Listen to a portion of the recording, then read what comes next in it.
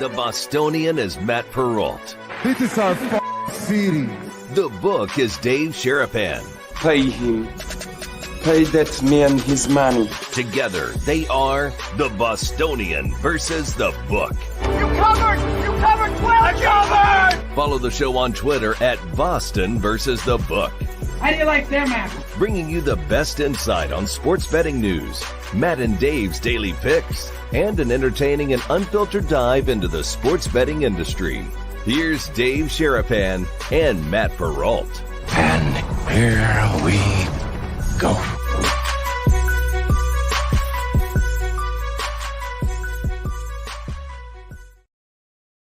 Welcome to a Whale Watch Wednesday, boys and girls. How are you? It is a very special episode of the Bostonian versus the book. Why? Alex Kane will join us as he does each and every Wednesday, as we'll get into all sorts of fun stuff. If you guys don't like Celtics talk, suck it. You're going to get it out of me today. Enjoy it. Dave Sharapan and Matt Perrault. We are live on our YouTube. We are live on our Twitter at Boston versus the book are the handles. We are replayed on SportTrade TV, and we are replayed on SiriusXM channel 159.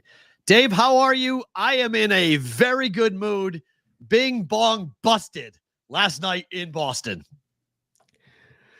I don't know how we got here. Well, I do know how we got here. They made 29 threes. Tied the record for most. You are texting me while I'm on the air on SportsGrid. I am giving you the report every time you text me on SportsGrid on the air going, Perrault just text me, it's 24. I'm 25. Not watching it. 25. They made another one. It was great. I turned it on for the end, whatever that was. I'm so caught up in it all, Boston, that my favorite thing about today, at the end of the show, we do that every show. Mm-hmm. And it's going to be, if you haven't watched it yet, because I watched the first 2 episodes this morning about the Red Sox, the documentary. If you like sports at all, you like great films, stories, things, it's the best story ever. It's the best sports story ever. It really is. I watched the first 2 episodes, almost canceled the show, and I never canceled a show to say, listen, we're going to have to put this off because I have got to finish. I already know how it ends, but I got to watch it. Do yourself a favor. If you like sports, go watch the documentary on Netflix about the Red Sox. It's amazing. So, yeah, Boston talk. If you don't like it, guess what? Turn us off. Spoiler alert, the Red Sox ended up winning. They do. The way they won, I can't wait to watch how it all turns out. The story of 2003. If you don't like the Red Sox, watch the first episode because it's a Greek tragedy. I forgot how bad it was and the way it ended and all this. I remember exactly where I was, where I was standing, sitting. Me too. In the corner of my apartment, as far from my TV as possible with all the lights out. That ball got hit, and I didn't get up for 20 minutes. With Tim Wakefield passing, the video of stuff that they had, even from the clubhouse, it'll hit you in the feels, man. You got to go back and remember that Wakefield was the closer for the Red Sox, a knuckleballer as a closer, really unorthodox. No, he was starting that series. He started game 1. He started game 4. They couldn't hit him. He won 2 games in that series. They brought him in at the end because it went too long, and they're like, "Look, we need someone to burn innings." Right. Okay. When did he go to become a closer? Was it later? 07? Was the 07 season? No, because that was Folk in 07. 04 was Folk. No, that's right. Keith Folk was 04. Yeah. He must have been 07 when they made him into a closer. But it was one of those stories I was telling you off the air that, like, it's not so much about your own fandom for Boston people with the 04 World Series. It's about your grandfather. It's about your dad. It's about your uncle. It's about your sister or your mom or somebody who always told you it won't ever happen. Because growing up in New England, all of our grandparents had seen so much, in you're right, Greek tragedy type of endings to Red Sox seasons. Aaron Boone was just the latest in a long line of ridiculous Bill Buckner, Bucky Dent. You just go down the list of the number of disappointing seasons that the Red Sox had at the hands of the Yankees or others. And you went and you had to fight with your grandparents. Like, these bums was like the alternative name for the Red Sox. Like, these bums ain't winning, Matt. These bums ain't winning anything. They got you all riled up. They're going to break your heart like they always do. It's the Puritan nature of New England people to always be pessimistic and always be down. And so the Red Sox were the ultimate ones, just to make fun of the press. Yeah. Was the worst. Oh, the Globe's the worst. Absolute worst. The stuff that they brought up and saw and all this other stuff. It was, I'm telling you, it's so good. Do yourself a favor and watch it. It was really, really good. It got me in completely baseball mode for the World Series. Because you have to go to that, the 04 Red Sox and the 2016 Cubs are arguably the two greatest single seasons for individual fan bases of our lifetime. We're talking about the most tortured fan bases that truly believed that they were never going to win. And the Yankees are playing in their 44th World Series coming up this weekend. The Dodgers and the Yankees will face off for the 12th consecutive, for the 12th time in their history. 12 times. Like, we've seen this, whether it be Brooklyn or LA. We've seen Dodgers, Yankees a ton throughout baseball history. Cubs fans never thought they were going to get it. And then Theo Epstein broke the curse in 2004, and Theo Epstein went to Chicago and broke the curse in 2016. Theo Epstein's the greatest baseball general manager in the history of the game. It's unfathomable. Like the beginning, the first episode, it was, the first 20 minutes was about Theo, and they didn't want to hire him. They weren't going to hire him. They hired Billy Beane, and Billy Beane had the cold feet. He called them, and he talked about the phone call on this thing, and he's gone. Billy Beane's no longer with us. So the video that they got of him calling and saying, my daughter was 12 and I wasn't going to leave. I couldn't move across the country. So I called him and said, listen, I'm not taking a job, but you need to hire Theo. He's the smartest guy in the room. And that's how that went. He was young. 28 years old. Youngest GM in the history of baseball. It was incredible. A kid. The whole thing was incredible. It was like, what? He's like, yes, we want to do Moneyball. You want to do Billy Beane? This kid will do it, but he'll do it with money. He'll do actually not Moneyball. He'll do it with actual money. And then they were able, him and Dan Duquette, and they were able, Dan Duquette doesn't get the respect that he deserves for building the 04 team. Pedro was his deal. Manny was his deal. David Ortiz was his deal. These were all done. Oh, it was David Theo. David may have been Theo. But it was, he went and identified superstars, and then they built the Kevin Youkilis's of the world, the Kevin Millars of the world, the Dave Roberts of the world. That all came, and they found the right manager in Tito Francona. They had to have a guy. The story's ridiculous. Francona had to be the guy that his dad, longtime baseball guy. Francona, journeyman baseball player, had never had a chance to live up to where he was going to be as a baseball player who he thought he could be because his dad was great. And so he had this attitude of guys, who cares? Who cares? Let's go play. And the greatest addition that they got was Kirk Schilling. And if you look at behind me, the 3 and the 8 is in the Boston B. Kirk Schilling's number was 38. And the Bloody Sock game in 2004 in Game 6 was the most insane baseball game I've ever witnessed.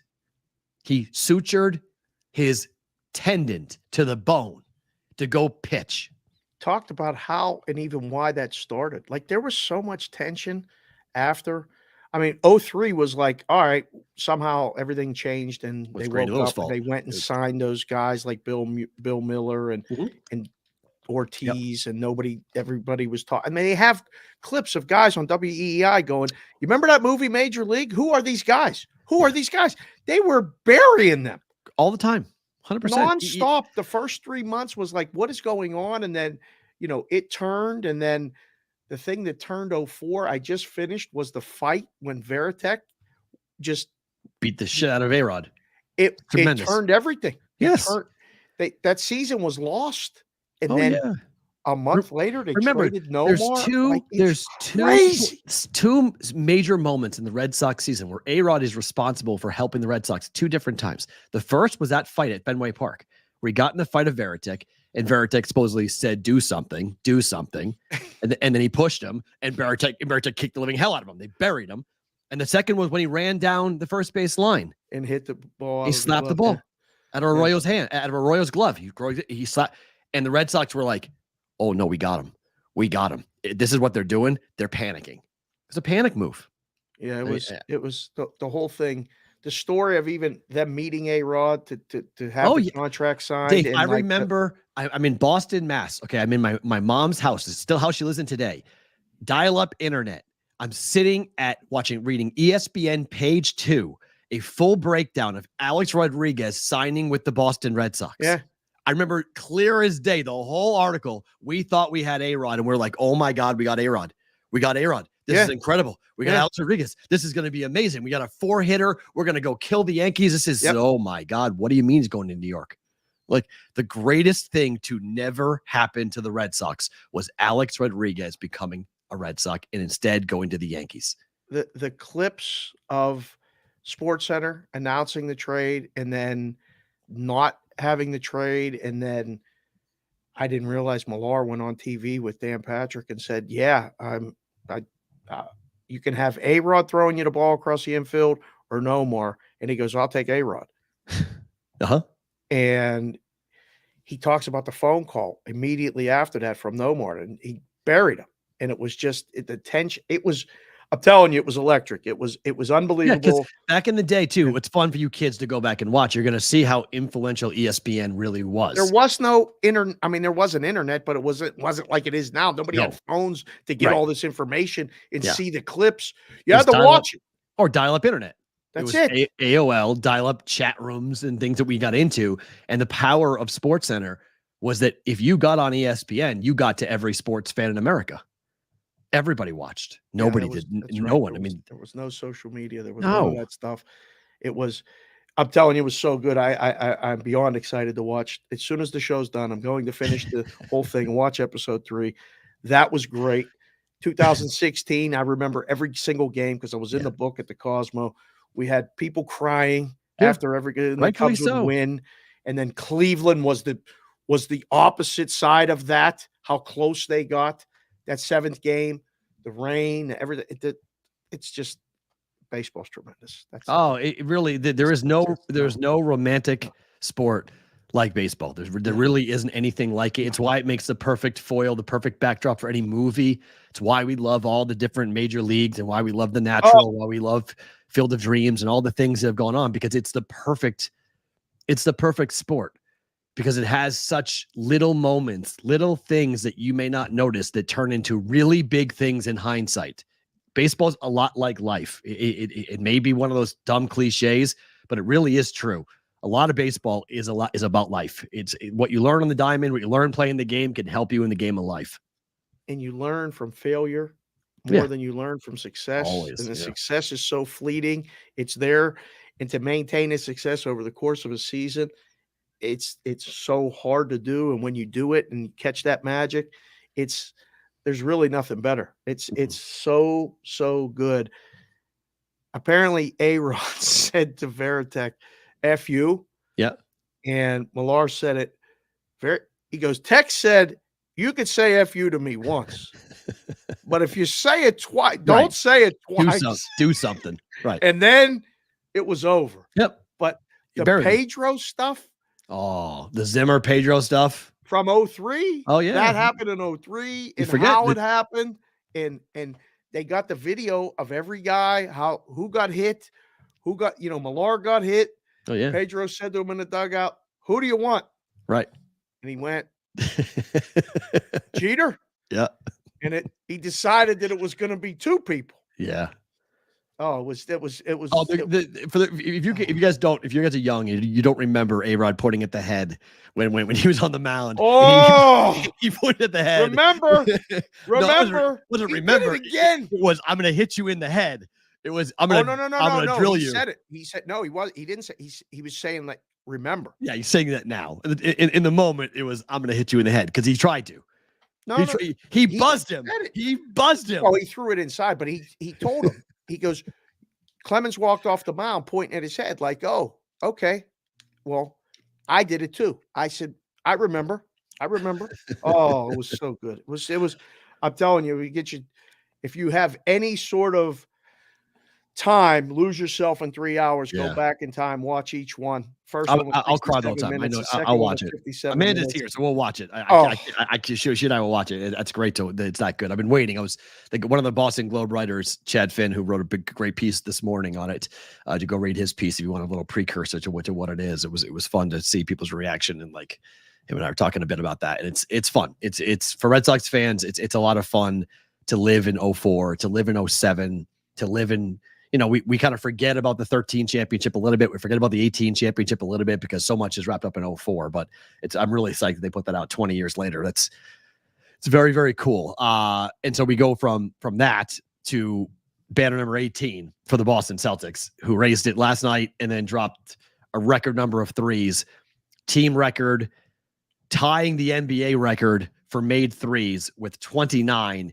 And then they missed their last 13 attempts. Doesn't even make sense. They took 13 threes afterwards. Do you have any issue with the Boston Celtics going for the record last night? No. Do people have an issue with this? Oh, the New York-based media is crying like you would not believe. Wait, 20-second timeout. Why? You're not supposed to shoot a three after you hit 29 of them? Yeah, rubbing it in. It will. The Knicks. The line is the Knicks will remember this down the line. I hope they do. What the Celtics did to them. I hope they do. And they will be a better basketball team when they beat them in the playoffs. They will be able to harken back to opening night and say, see, this is what you guys did. Are they going to come with stilts and play and hold high hands up? Like, what are you going to do? You should remember that. When you get your ass kicked, you 100% should remember that. It's like gambling. When you go and you make a couple bets and you can't win and you lose it, like you're supposed to remember, like you own the losses as much as you own the wins, if not more. I've never seen this. I was thinking last night. I was watching this game, and it's the Star Wars meme of more. I wanted more. I wanted more and more and more. I wanted to bury the Knicks in the very place that they stood. I wanted the margin to be 50 at halftime. I wanted them to score 150. I wanted 53s. I wanted to take a basketball and jam it down every single media member, Nick loving person in the entire country, and take a ball and have them choke on it. I don't remember another team. I don't remember another basketball team winning a championship and getting the questions that they are still being put to about, are you guys really good? Are you guys doing something with is it all luck? Is it all just, smoke and mirrors? That this isn't real? What you guys are doing is not actually happening. Like, no one wants to believe what the Boston Celtics have built. They beat the Knicks without their third best player. They destroyed them by hitting 29 threes without their third best player, who happens to be a 7-foot unicorn who loves to beat the shit out of you because he's a former player. I can't understand all this. This New York, and now the line is, oh, relax. It's one game, Matt. Relax. It's one game. It's one. You guys were running to the window to cash your championship tickets before the game. How many content space people were on the Knicks last night?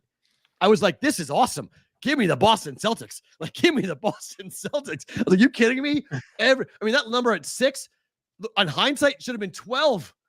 That's the second best team in the East. Well, the number was right because there were people betting it and taking it. But okay, fine. Like New York. Again, all I'm doing as the guy that was in the book and did this stuff, I'm looking for the next thing. Who's going to beat that team in a 7-game series? In the East. If that's the second best team, see you in June. Make the reservations. We'll be in Boston in June doing a show. We're going to do, if we're going to do road shows, let's plan on going to Boston in June. I don't want to go. Are we announcing that today, by the way, or tomorrow? Well, you know me. I can't wait. I mean, because I didn't do a graphic yet for it, so I can make we can make a splash today, or we can make a graphic tomorrow. Whatever you want to do about that. Speaking of road shows, yeah, we can do that. That was also going to be my favorite thing about today, but whatever you want to do. I mean, we got a road show, boys. We got a road show. You're now officially going to be called a horse guy. We'll save it for the end of the show, but we got a road show. We got a road show. Your mantra is now over. There's no more. I am not a horse guy. I don't even know how this thing happened so quickly. I mean, this is great. Amazing when you ask. All you can do is ask. Yeah. Well, hey, you want us to come do a show? Yeah. Yes. Okay. Wait, you guys would come? Hell yeah. Sure. Okay. Yeah. Really? Yeah. Yeah. Are you going to dress up? I keep on thinking in my head, you're not going to dress up? Oh my gosh. I thought I had to go get a whole outfit. I was telling Amanda, I was like, I don't know what Dave's going to bring here. He might be bringing something really hot. If he comes in all decked out, I got to go get something to match. We'll talk about it, but I don't think we got to get hats at least. At the very minimum, we got to get like real, not BVB hats, but like real hats. No, I don't know yet. Well, it just happened this morning. Like I don't know. I haven't. I got caught up in this Red Sox thing. We're gonna play it out later. But yes, we're gonna not be here. We're not gonna be in Vegas next Friday. That's all I'm saying right now. Save it for your favorite thing about today. Yeah, no, you can't do favorite. You can't do it favorite thing about today. You're gonna have to at least like tease it a little bit. Can I at least tease it a little bit? Go ahead. Oh, how did One Star? Did One Star get the memo? I don't know, but how did he know? So we're gonna be horse guys coming up on Friday. So FYI on that, we're headed. I'll give you the full explanation. We'll get all the specs, all the times, everything else as to where we're going, what we're doing, and when we're doing it later. But Friday, yeah, it's going to be an interesting piece. I've never been. This is what like I no offense to the Belmont, but Derby, Preakness, Breeders, like these are the three. So to cross off one of them is going to be pretty cool. Like that's going to be pretty cool. Track's one of the most beautiful places ever too. Ever. It's really like it's the scene is like nowhere else. So yeah, Alex, you been to Del Mar? You ever been? Never been to Del Mar. You want to go? How are you? Where is Del Mar down in Florida? No, San Diego. San Diego. Oh, the one in Florida is the Pegasus, right? Sounds right. Gulfstream is down in Florida. Yeah, so they run some Florida Derby there, different things like that. Are you a horse guy, Alex? Not really. I think my dad's. Have you ever ridden a horse? Oh my! I have ridden a horse. My sister used to do eventing. She used to rescue racehorses from Pimlico. Really? A lot of my dad's side of the family did a lot of the horse racing, and I guess that ended up. What do they say? If you want to end up with a small fortune in horse racing, start with a big one. Yes. My dad started with a small fortune and ended up with even less. A smaller fortune. Yes. Alex, are you under duress right now? What is all that noise in the background? Is everything okay? Welcome to Philadelphia. That's all. This is literally, I didn't even hear it. It's like having a barking dog at home. Like, right. After like a year, you don't hear it. You bring guests over and you're like, this is so annoying. So I didn't even hear the siren until you just said it. That's tremendous. So, all right. Speaking of the Sixers, I'm sorry. I'm on the Bucks tonight. How does game one happen? I know PG3 got hurt in the preseason, so it's a little bit, but no Embiid tonight? I thought he wasn't playing back-to-backs. Did they play recently? Like, did they play last night? Because isn't this the opening night? Like, what is going on? I'm not surprised. I looked at the prices with Huffman 2 nights ago. I said, look, the Bucks are offered at 44 or at plus 125, which is about 44.5%. And I just said, look, man, like, they're going to hit 50% sometime in this game, and you can take the other side. Like, there's no way that the Milwaukee Bucks are going to get trounced by the Philadelphia 76ers. And this is before the Paul George. We knew Paul George. Right. Right. And we knew that Embiid is not full bore, and he said he'll never play back-to-back again.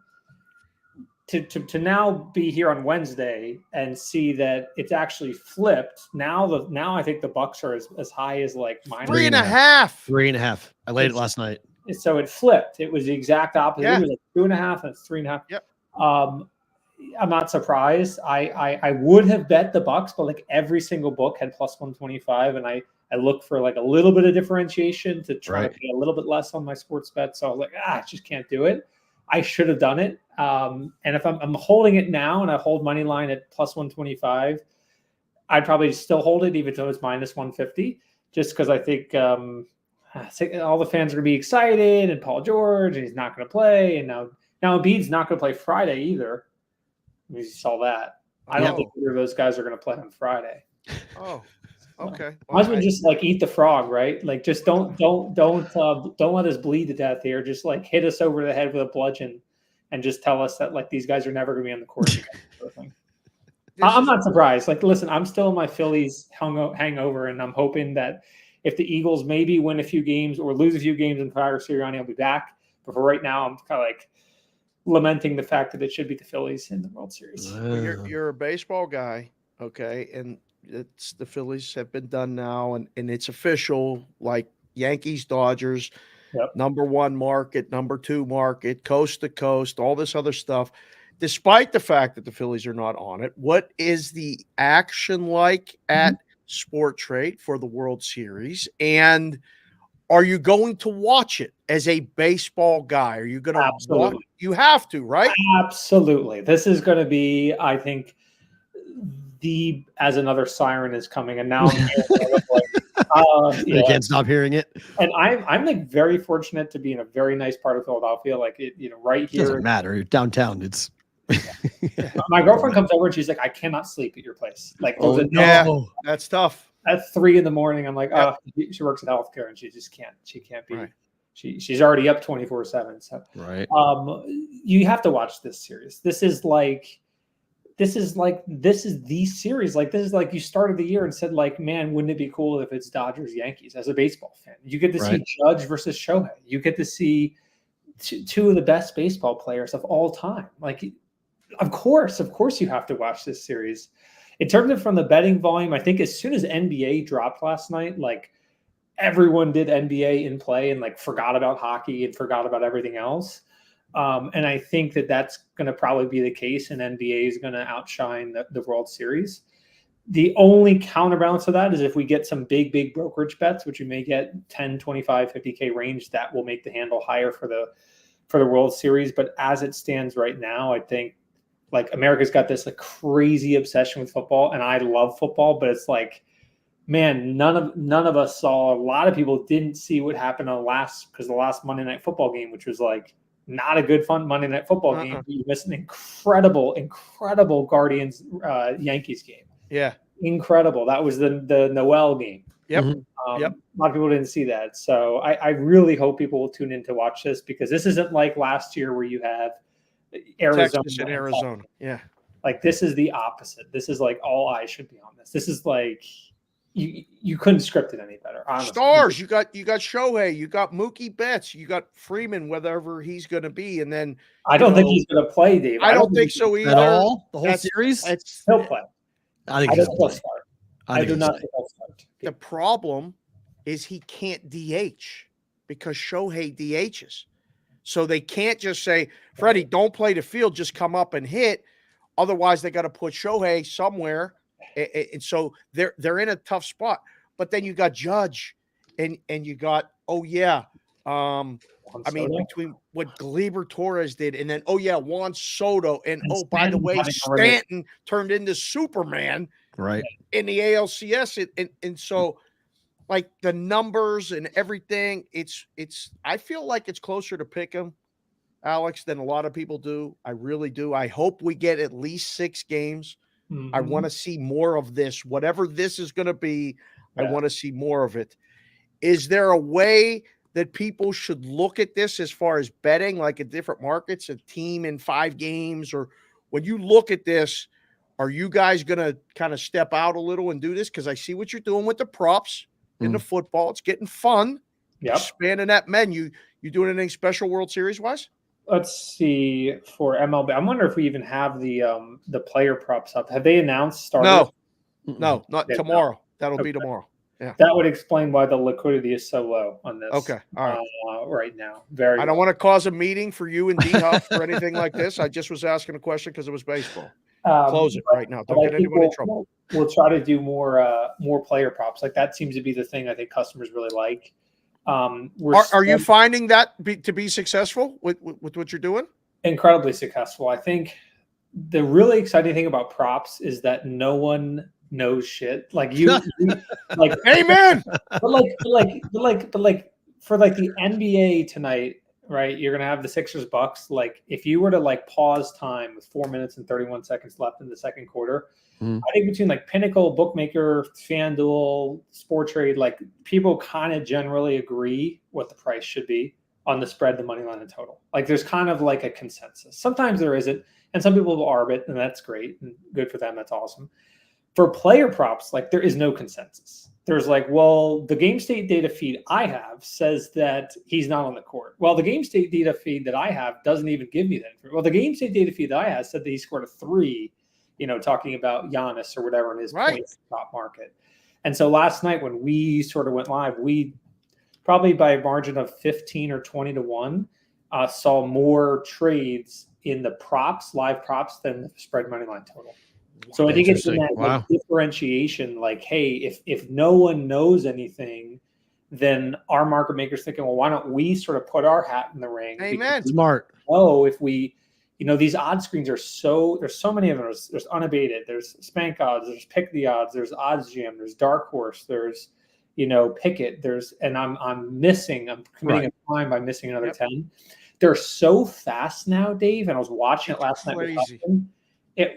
Every half second, here's another one. And it's like, I'm like, why are books listing this on one half? And the other half, I'm like, man, I hope our market makers are on the right side of this because it's a 10% ARB.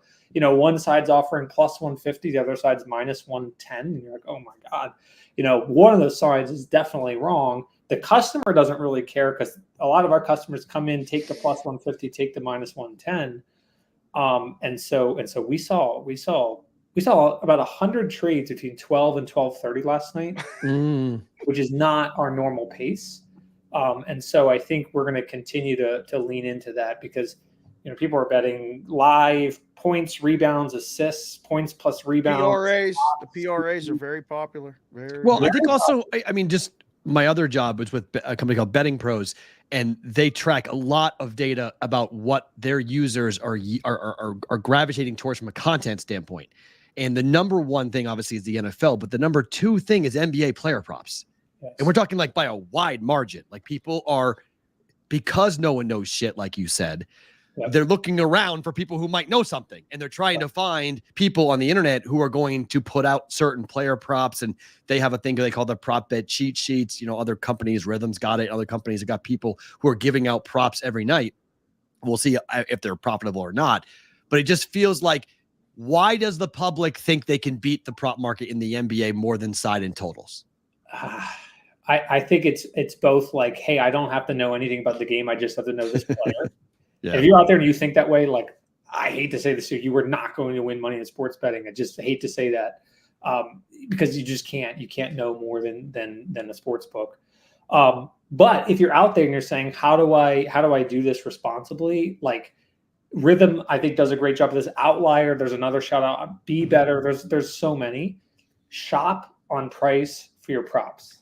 I will say that again. Shop on price for your props because there's not that same consensus. You are going to be able to bet into lines that are synthetically minus 103, minus 103 all day long. And this happens for points, rebounds, assists, combos, threes, steals, blocks, rebounds, whatever it is. Because no book has any sort of consensus. So the easiest way to become the book's worst nightmare is to shop on price. So even if you like LeBron James to score 25 plus, before you tap that pane of glass and put your $10 bet down, check out what some of these other operators are offering, because you may find that you're about to pay the same price for something that's offered at 23.5 somewhere else. Right. So it's like the easiest thing you can do. And the numbers are so, I mean, it's so important. Like I was on Randall's under 4.5 assists last night. He had 4. Like we're like right up against it. It's one pass that will separate a winning bet from a losing bet. So laying, going under 4.5 or going over 3.5. I mean, there's a monster opportunity because some books originally were at 3.5 and people bet over. It went to 4.5 and they bet under. It landed 4. They won both sides. So that number in prop betting isn't numbers even more. We always say numbers matter, but in prop betting, it feels like it really matters. They matter so much, and especially in play where I'm seeing like the width of our markets. When I look at it, it reflects the fact that that the market maker's confidence in pricing a prop is so much less than the money line. Like you look at an NFL game, you can bet $2,000, $3,000, $4,000, $5,000 at a great price on SportTrade, minus 108, minus 108.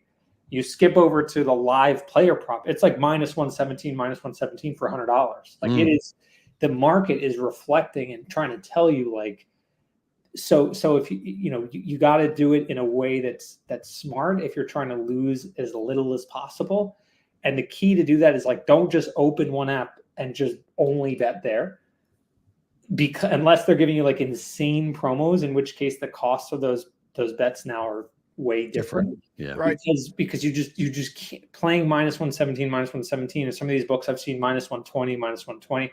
I've seen minus some stuff minus 125 one way, minus 110 the other. Yeah. If you're only using one sports book and you're actually trying to handicap player props, like you're just gonna run out of money so quickly. And so I think new frontiers player props. People like them because I think we talked about it the other day about just the NFL, but like people are losing a little bit of faith in the games, and it's way more easy control, whatever it is, to just focus on LeBron's, PRA, or like I can just watch when he's in a game. Betting in-game player props, it's not relaxing if you're really betting, and the guys that are doing it strictly on price alone. I know from the back end, me, you, and Matt can watch the game between the Timberwolves and the Lakers last night and go, he's got 12 in the first half. How many do you think he's going to end up with? Well, he looks like he's going to have a big second half. He only has one foul. He's going to play a lot. He could end up with 28. You might go, I don't even think he's going to get double. I think he's going to end up with 21. And Matt will say, well, I think the number's somewhere in the middle, 24. So you can see the pricing differences when you see the different books, let alone the juice is one thing, but the numbers, I think, appeal to a lot of people, right, Alex? I'm just looking. I just like thinking about it. Opened up unabated. They've relaunched a player prop thing for NBA. Like Andrew Nemhard, maybe you like him to go over in his points. Caesars is offering over 19.5 points for Andrew Nemhard at plus 102. SportTrade's offering over 18.5 at plus 125. Wow. That is like a surefire way to lose your money as slow as possible, which is exactly what I try. Like for me, for gambling, I want to set aside $2,000 to $5,000 a year, and I want to bet as much as I possibly can to make that $2,000 to $5,000 last as long as possible. Amen. And the easiest way to do that is to say, I love this Nemhard thing. Wait, maybe I should go to an odd screen, or maybe I can just open up another book and see. Because for every time SportTrade has a way better price because of all the differentiation, it also will have that next bet will have a way worse price. Like, look at this. On the other side of that market, SportTrade's got minus 170 on under 18.5, but Caesars has under 19.5 at minus 158. So synthetically, you take, maybe I should either take the under 19.5 on minus 157 on Caesars, or the over 18.5 at plus 125, and you can now synthetically create, okay, now I'm only paying 1%, 2%, 3%. Really hard to do that in play because shit just moves around too fast. In which case, like, do not do it when like the game is happening. Like, we're offering it while the game's happening, and like if you're an expert, go for it. If you're not, wait until halftime, wait until the timeout, wait until you can look around, make sure the odds aren't moving, and try to get a great price. Because I think it is a great opportunity. I just don't want bettors thinking I can beat player props, because I can see all these other cappers online saying they can beat player props and not being properly equipped to say, just take that extra second of like the Nemhard example. We just dropped down to plus 127 on over 18.5, and it's still offered at plus 102 at over 19.5. So that's an extra point. And more juice. 6% of margin. I mean, that's crazy, right? And watch him have 19 points tonight. Watch this. Right. Fall right. There you go. Alex, Dave touched on it a little bit, but I kind of want to get your take on this, because we spent quite a bit of time this week talking about the product of the NFL, and I'm pretty disenfranchised. I'm pretty upset with the product, and I'm looking at the college ranks, and somebody told me when I was living in Alabama and I was working in Alabama, somebody said to me, the NFL won't always be on top. And I was 20 years ago. They said this to Matt. Say to the NFL won't always be on top. And I was like, come on, the NFL will always be on top. It's the NFL. It's the biggest thing ever. Do you think, and I'm not talking about this year, I'm talking about down the line, that if the NFL continues down this road of flags and roughing the passer and changing kickoffs, that the college football playoff, because of what we're going to see here coming up with a 12-team playoff, that the college game could seriously threaten the NFL when it comes to overall betting interest? I think it's very possible, particularly because NFL, it's not like the NBA and its global appeal. NBA has such an advantage over college basketball, right? Even though we're seeing something similar with all the NIL stuff, because there's no college basketball interest outside the contiguous US. There's just not. Right. In the NBA, there's a ton.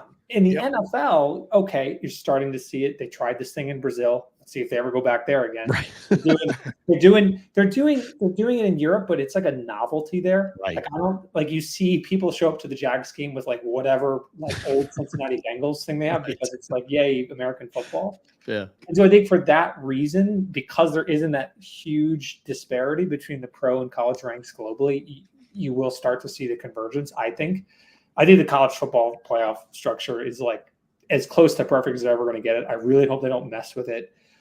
I think it's incredible. A lot of look, you watch a play that you could say that was definitely PI. I've seen 7 instances in the last 3 hours where that would have been a PI and it wasn't a PI, and yet they called the PI in the other 7, and vice versa. That as a fan, it's like really makes me like, okay, I'm just watching a game today. There's going to be horrible calls. There's going to be great calls. But I know a lot of friends that just say, I'm never, it's funny. They say I'm never watching NFL again. And they watch, right? They watch. There's a difference between betting on the NFL, Alex, and watching the NFL. I'll never say I'm not watching the NFL. It's a lie. I'll watch my team. I'll watch Sunday night. I'll watch Monday night, Thursday night. I'm watching. I'd be a liar to say I'm not watching. But my real dollars going down to bet on these games, I'm starting to have a hard time pressing the buy button. I'm starting to go, well, it should go this way, but so often it's not going the way that I think because of something that's not handicapable. Like if it's a flag, call the flag. Well, they called the flag, but they picked the flag up. Like it goes the way it's supposed to. And then they're like, actually, no, we're going to pick the flag up. Or a roughing the passer call happens, or an unnecessary roughness call happens on Marvin Harrison Jr., or like the grazing of the helmet happens. And it's a 15-yard penalty and it changes the entire drive. Mm-hmm. Like things that you can't handicap are happening so often in the NFL that I think folks are just getting really pissed off and going like, you know what? Like the public got killed for 6 weeks. Now they're all flush for 2 weeks. They think that it's easy again. They're going to get killed again in November. And we're going to go right back into it.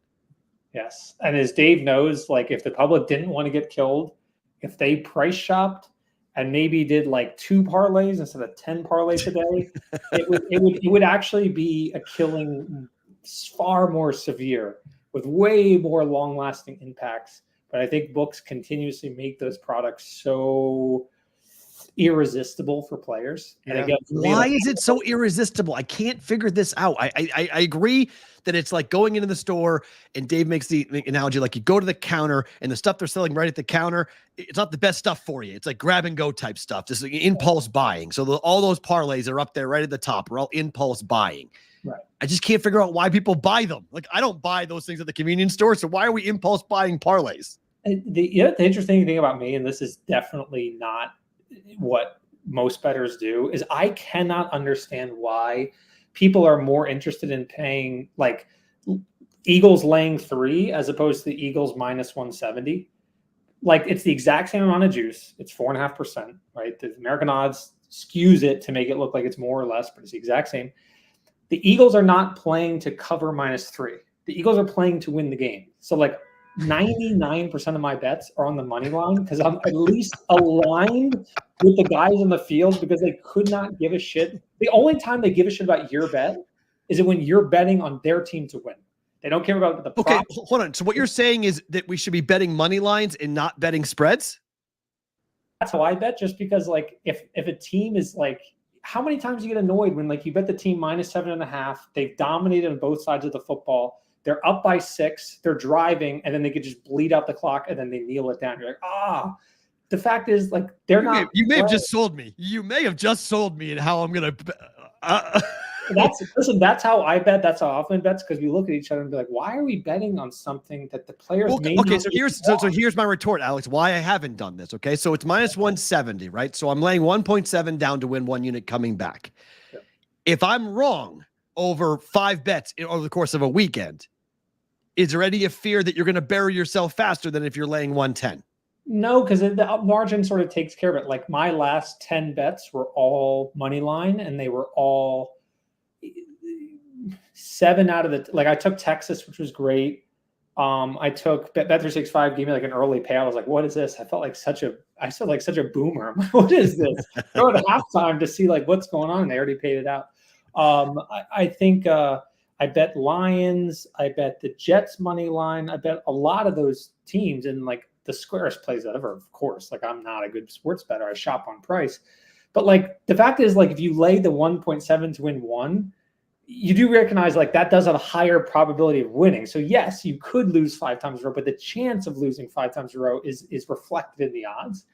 I just think like a lot of people. Wow, I mean, like this is. I've been telling you this is so good. Years. You have no idea how good this is. Yeah, I'm just going to see this later and say, dude, you stole this from me. I've told you this forever. It's fine. Like you try to tell people about. I mean, Matt, what did the kids say? Remember, spreads are stupid. Yes, your kid. Like, yeah, your kid said it. She says, why would you do that? Like, it's such a simple thing, but it's hard to understand. I think that's why, like pros like the money line sports, like baseball. They like the money line sports. Like, I mean, there's a hidden underneath layer of people that bet hockey professionally that I really respect. Yeah, but Dave, how many 350 favorites lose in hockey? Money line. We see it all the time. Yeah, I mean, you don't have to bet it. That's the thing. Like you don't have to bet it. And what I was going to say with Alex talking about the difference in prices and stuff and being able to comparison shop, if you know that the book you have the money at, you open it up and you see the price, and then you look at SportTrade or you look at something else and you go, man, I wish I had money in that place, or I wish that was legal in my state. That can keep you off of a bet as well. Great, which is a great thing. And that happens to me all the time. It happens all the time. I look at a bet and I'm like, oh, like, because I'm like, look, I look at the board, I see what I like, and then I make sure that like I'm not getting totally ripped off on price. So I'm like, okay, if I could have used a SportTrade or a Pinnacle, like how much more am I paying? And if I'm paying less, I just bet it right away. If I'm paying the same, I probably bet it. If I'm paying significantly more, I just don't bet it. And I just bet it. In my head, I could just I could lose for the next month or win for the next month, and I just bet such that it's not going to make a big deal. Amen. Me too. I just put it in my head as if I did bet it. So you know what I have in my head right now? That I bet the Milwaukee Bucks. They were offered at like plus 132 on SportTrade and plus 125 where I could bet them. So I'm not going to do that. I'm just not going to do that. But in my head, I'm like, look, I have a little paper trade. Me and Huffman call them paper trades. I have a little paper trade in my head for the Bucks, and like. Yep. If that wins, that's like good enough for me, you know? So anyway, you're right, Dave. Like some of the best bets you make are the ones you don't. I just say that forever. I used to tell people that at the counter with a dime in their hand and going, you know what? Keep it. What do you mean? You're going to be aggravated. You're paying a crap price for this. Don't do it. And they would come back the next day and go, whether it won or lost, they'd be like, you know what? Thanks for telling me that. I felt better. Okay. I was at G2E and I was leaving, and I was like, I never did this whole kiosk thing. It sounds crazy. And so I bet all money lines again, like Flyers. I bet it. The odds went against me. I bet it and got like a better price each time because I'm a total fish and I had no edge. But I was kind of comparing price and making sure I got something fair on the kiosk. And it was good. That was your old shop there, Dave. Yep. At the Venetian, and then I bet Arizona money line, and then I bet something else, or whatever. And then I go pick it up all the money, and of course, remember to tip your counter. I did that. Amen. Absolutely remember what you said. And there's a guy next to me. He's got this like huge thing, and he's like, "All right, so like Texas minus 15 in the books. Like, well, that's now minus 16.5." And the guy's like looking and thinking, I'm like, I don't want to steal this business from a book, so I would never say it, but I'm like, don't do it, man. Like don't do it. Like you didn't think it was minus 16.5. And you probably don't think like, 15, 16, not key numbers. Like, what the hell do you know? Like you're wearing a satchel in a sports book at 8 in the morning. Like you have flip-flops on. Right. And he's like, okay, I'll do it. And he's lining up this parlay. And like 3 out of the 4 lines had moved against it by the time his like friends or whatever, they probably put it together the night before. If that happens to you and you're out there, don't bet it. Just don't do it. Just don't bet it. That's it. Don't do it. Like there's going to be NFL for the next 30 years, 50 years of your life. Do not bet it. Like it's so liberating. Like you're like, it's just not the price I need. Then don't bet it. Like just last question from me, sir. How big was the college football handle over the weekend? Because there were some really good games, and we talked about, between Texas and Georgia and that being a monster and Bama losing again. Like, are you guys seeing either? I saw the volume report, like how you're doing more quantity trades. But are you coming with? Are you getting bigger players and things like that? Is the college handle? I keep saying Saturdays are booming. Business is booming. Is it true? Yeah. The quality of customer year over year is the exact same, which we're super happy about. Obviously, we've taken a step back on the live college football. It's the only sport we don't have live right now, which sucks. Okay. However, when I get bored, here's an edge for you listening out there if you use SportTrade. Like on the Saturday night, I was watching the Georgia Texas game. Right. And so we are licensed as a sports book. Like we don't really take a lot of the risk, but we can. And so when I get bored, I will hop in there and I will make a two-way market. And we were getting, oh my God. And I do it when I'm like, look, I'll do it for a $500 limit, but I was offering, I think, like -04 at every break, just for fun. These people want to bet, man. And it's like 104 is still bigger than 100.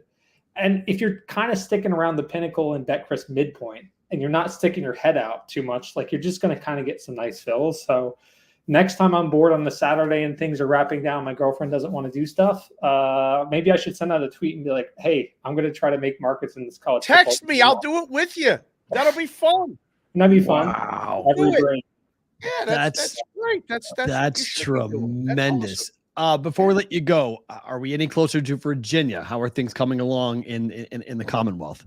Very good. I think we will be announcing our launch and all that stuff tomorrow morning. So we're Anthony's, last mile stuff, and we're getting a performance bond, and we're doing this, and we're signing that. And did you forget about this? And slight complication that like our email server didn't really read the Virginia Lauders email server, so like every 10th email just gets stuck in our spam. And so we're like, hey, we emailed you. And you're like, no way. We've been scouring every 5 seconds. What are you talking about? And then our IT person's like, oh, yeah, like that shit got stuck in email quarantine.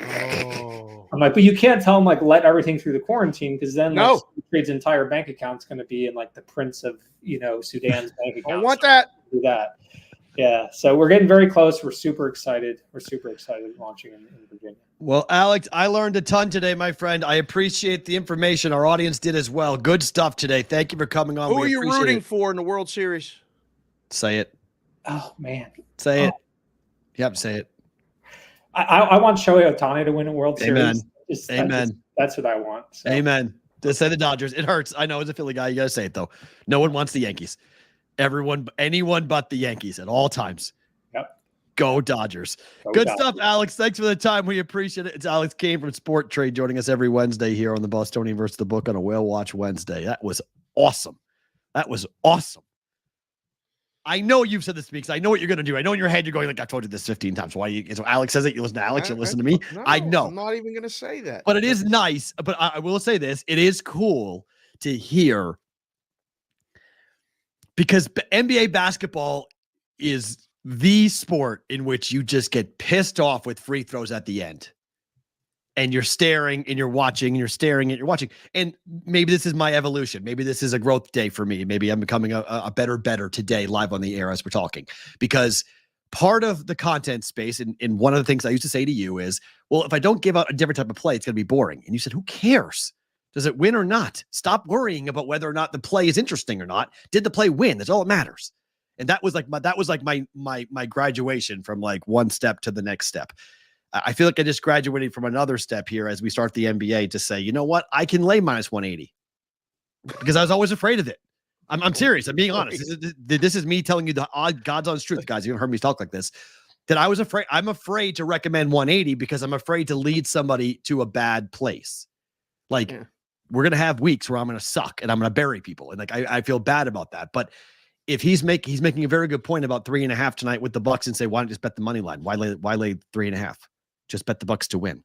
You've seen it now. I think last year when we really started watching games together, or like you started to really watch the in-game lines even before you dove in. Yeah. Forget about laying 4. Just lay 160. With like overnight in-game. numbers. Well, the thing that has my brain going is the overnight numbers, in particular at places like DraftKings, in which we know they lay fake numbers overnight and we see it, and then you wake up and then the numbers are totally like wonky crazy. That like if I'm going to get a -2, knowing that number is going to be 5, I'm going to get a money line price of 115, 120. It's going to go out at 145. So like when I'm betting overnight, I'm just thinking in my head going like, I know I'm going to get numbers that aren't going to be available the next morning. So yes, this is the best line anyone in the juice ever said to me. You only pay the juice when you lose. It's very true. It only pays the juice when you lose. So if I win more bets without having the agita, as you call it, and the stress of going through everything and doing the whole like walking around and pacing around, that's interesting. That really is a the basketball will drive you nuts. It always does. But the basketball is I mean, it's the hardest thing to book. The great equalizer is that point spread. I'd love you to lay 6 instead of the money line. You know, that's great. Yeah, but Rainmaker, I mean, I don't like doing parlays. I get it. If it was too high, find a dance partner. Well, now you're changing the odds. Now you're increasing you're giving the book more of an edge by adding a second leg. So that's the problem. I'd rather just not play it if it gets too high. Like I was looking at it during the conversation. There's games tonight. Jacksonville State is -1,600 at the South Point, -1,200 at Circa on the money line. Right. So, like, obviously, you're not going to come in and bet that. You're not laying that type of juice on a money line price. But there are other games in which it's -140, -150, -160. I mean, I'm comfortable kind of all the way up to $2. So we get to $2, I start to get a little bit. When it starts to be 1 versus 2, I start getting a little bit. Don't love it. You have to shop the prices, like Alex said. I mean, even if you don't have an account somewhere else, you should be looking. You should always shop. I don't know. I just take it for granted that, I mean, I don't make a bet without looking at 5 places to make sure that I get the best price. Because, I mean, you know, they're all around town. Like you can find, there used to be 20. Well, I laugh because I'm older, so I'm 47. So I'm young enough that the sports betting world has kind of evolved the same way with me. I laugh when I think about the guys driving around town trying to find prices here in Vegas when it was on the chalkboard, when he's got 3.5. Well, he's got 4. Well, that guy, it's 4, but it's -115. Like the idea of having to go to book, physically standing in a book in Las Vegas and looking at a chalkboard and figuring out what line was at, and then going to a payphone and calling somebody back way and say, hey, did you know that the Stardust is at this? It's wild. Well, that's why, I mean, the stories, again, when I either write the book or make the movie, and the different things that I saw when I finally got to Vegas. I mean, you weren't allowed to have cell phones in the books. In the book. I moved here, you couldn't do that. Right. I got thrown out 2 books for doing it. Right. So you couldn't have a cell phone, let alone a computer or nothing in there. I remember I took one outside. When I first came here, I took a picture of the board at the Mirage. Yeah, you almost get a 1-year jail sentence for that. I got 2 security guys say, give me your phone. I said, what? I said, give me your phone. I said, what do you mean? He goes, show me that you're going to delete that picture right now. I was like, huh? He's like, open your phone, go to, or you'll never be allowed in this book ever again. They'll put you on a wall. I was like, your picture on okay. I went ahead and deleted it. And they're like, never take a picture of the board ever. This is 2016.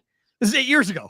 It's not that long ago. Well, I mean, you had a very overzealous guy, but like you weren't allowed to do that. So they had walkie-talkies. They had like Rosie that shows up every week on Roll Call Friday. They had, hidden earpieces. They had communication devices.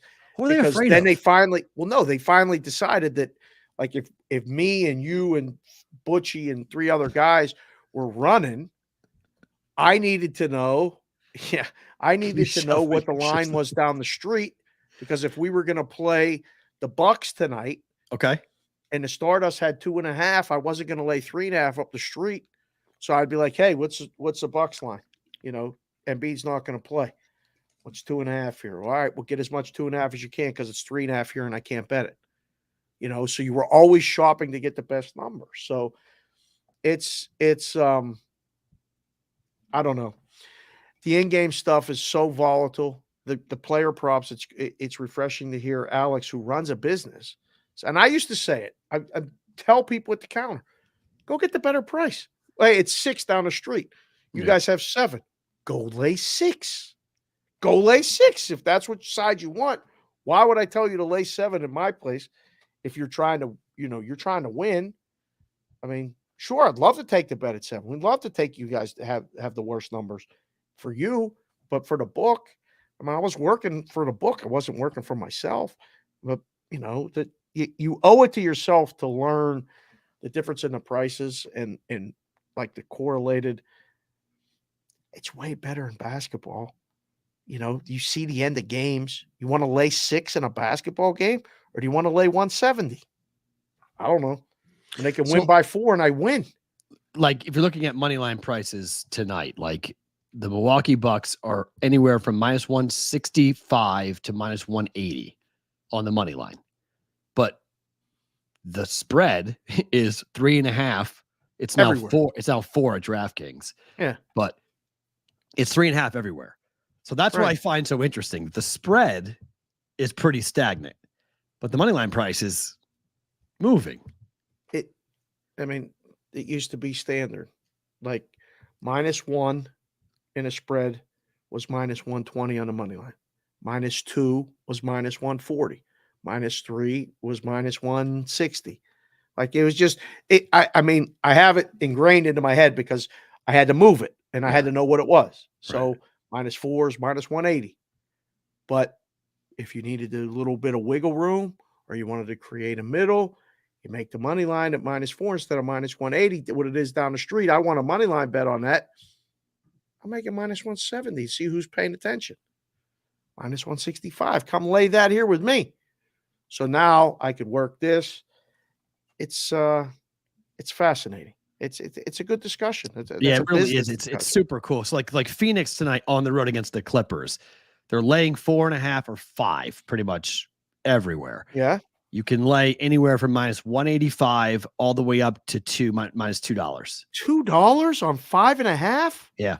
South Point. 5? Wow. South Point's at $2, but Circa's 15 cents cheaper in the same city. Well, that's dramatic. That's why you need to know that if you're going to play the money line, don't do it there. Do it somewhere else.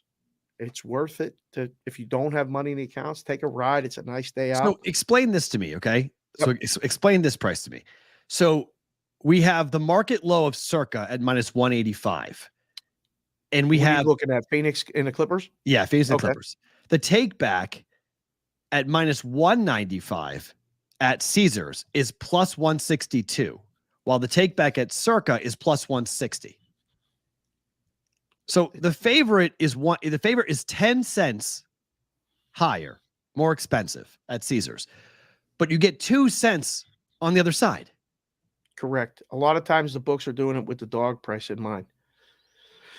So because you don't want the ARBs.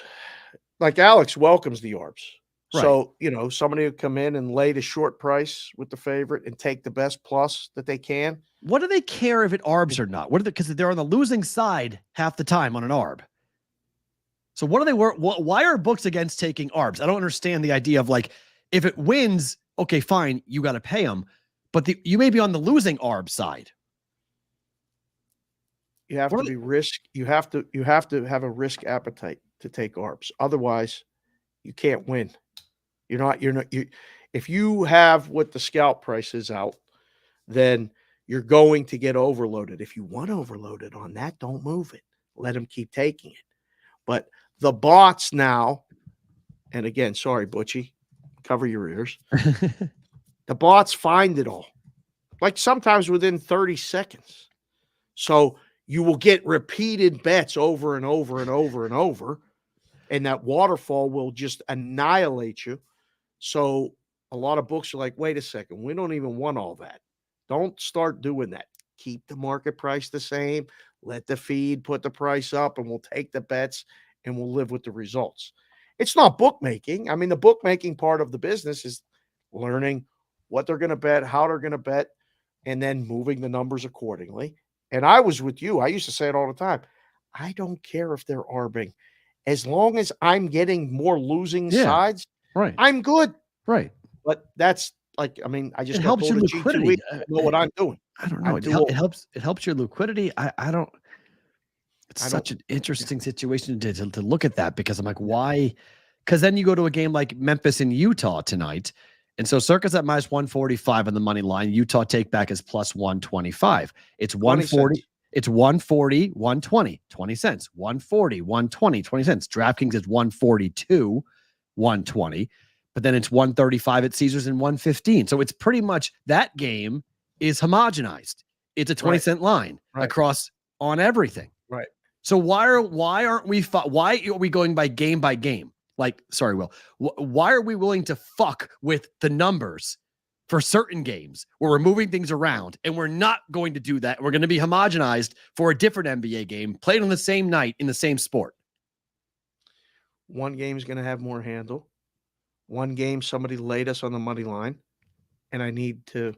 Yeah, but why can't you just keep the same 20-cent line? Just if you're going to move it, just move both sides. Why are you only moving one side? I refuse to answer that question based on the fact that I might incriminate myself. All right, fine. There's different reasons. There's different. Right. There's not. It's a frustration from a player perspective. It's a frustration to say, okay, we're going to homogenize for that game because no one cares about Utah Memphis. So forget it. 20-cent line and we're good. But people are going to bet the Clipper game. So I got to be careful. So I'm going to start to pull. I'm going to pull these around, and I'm going to play. I'm going to be a marionette when it comes to yanking things around. And I'm not going to go by the same 20-cent line that I had before. There may be a reason for that. There may be somebody played it already there. You may be watching the one game. I'm not against people playing the number. Play the number, but keep the margin the same. Well, they're playing around with the margins. I understand, because it's our business. If I want to charge for mozzarella sticks $7.99 and you want to charge $6.99, you can. Okay. We both have mozzarella sticks. I just want to make a little bit more on mine because I feel like mine are better. Or I got this guy that comes in and orders 20 orders of mozzarella sticks for his office, and I know he's going to buy it. So I'm going to charge an extra $1, and he's going to buy the mozzarella sticks, and he's going to be fine, and we're going to make more money. There's a zillion reasons why. There's not one answer to that question. Injuries. Look, Butchie, you're going to type it in the chat. I don't want you texting me, calling me after. Shh, the injury sting that might be something that might come out later, something not playing. I mean, this NBA on a daily basis, information-based plays, might be that reason. You could move a game differently than me, though. If you have the latitude to do it, we're both in the same risk room, and I'm watching the one game, and they go, Dave, do what you want over there. P-roll, keep it 20 cents, and don't get run over by anybody. Okay. It might be as simple as that, as ridiculous as that sounds. There's no one way to do it. It's basically an artist. Butchie, I have enough accounts. I don't need an account with you, Butchie. Thank you, though. I appreciate that. We don't need an account. I have plenty of accounts. We need a sponsor. Get it done. So this is happening now. The NBA is likely to commence an investigation into Philadelphia 76ers surrounding player position in All-Star Joel Embiid, sources told ESPN. More to come today. Wait, that's just happening? Yep. They're already investigating you guys they think he's healthy. They think they're just holding him out to hold him out, to not put the miles on him. Oh, we can't have this. That's bad. Game one? That's bad. Yeah, that's really bad. That's not good at all. So the NBA thinks that they're being fugazi with the injury report. Not the sport to do it with. Adam Silver, how much he's in bed. I mean, this is talked about football having a problem. Yeah. With the flags and the officiating or the way it's called, and then, changing the rules. Everybody's like, oh, I mean, you want to talk about disenchanted? People that love the NBA don't even watch it anymore, let alone bet on it because of this stuff. The season just started yesterday. Today's like the official start of it because there's all the games. This is really opening day. Right. And they're going to report from the biggest guy who's not Woj anymore. Shams is saying they're going to do an investigation. I mean, what else is there to say with that other than uh-oh? They may know something as to what's going on, and whether if they have evidence that Embiid is healthy and they're just going to load manage with not play him, that's not good. The league will come down hard. The books will come down hard on the league, and vice versa. Like, bleep runs downhill, as they say.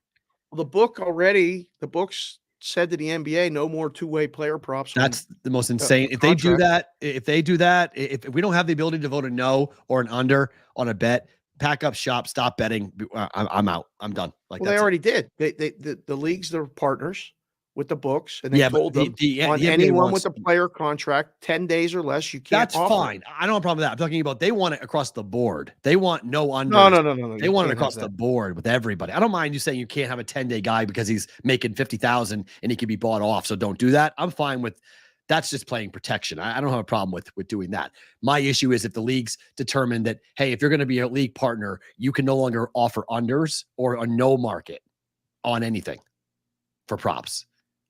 Like that will goodbye. No more. I'm done. Like that. That'll blow up the whole market. They want that. They asked that. The league asked their initial ask after what they had. Adam Silver said, I think we seriously have to consider taking away the ability to offer an under or a no market on player props. And it's overs only. They're going to lose a lot of handle. I'm done. That's it. You want to kick me out of betting anything again on the NBA? I'm done. You do that, I'm done. There'll be places that won't stop that. Right. And places down south will go, come on. Yeah. And they'll capitalize and they will take over, which will be music to their ears if that happens. Be so dumb. So watch that. I don't think they'll ever do that. I hope not. I seriously hope not that they ever do that. But watch for the investigation involving Embiid. It's a lot of drama around that game tonight. Give me the Bucks. LeBron and his son became the first father-son duo to play in the same court last night. We have daughters. We don't have sons. Just as a parent, though, that must have been pretty cool. Oh, it looked great. It looked, for what it was, it's awesome. And now send him to the G League. Now that you did it, they can do whatever they want. Pack his bags and get him the hell out of the NBA because the kid can't play.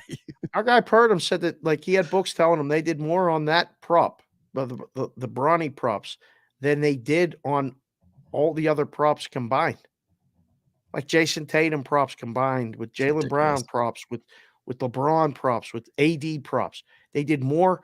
Now, whether it was because everybody thought he wasn't going to score or whatever. Did he score? No.